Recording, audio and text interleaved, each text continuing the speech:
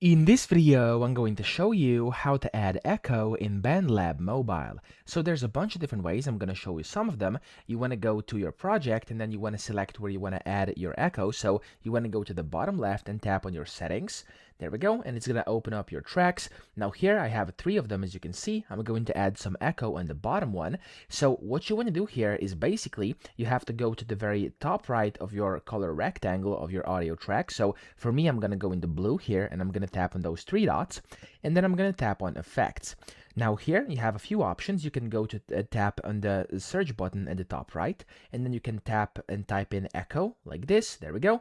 And as you can see, you have filter echo plus, and then you also have echo over here. So it's completely up to you whichever one you want to use. But of course, some of these are going to be paid. So just make sure you know that. Of course, if you want to use them, you'll have to basically have the premium version, the membership of BandLab. Okay.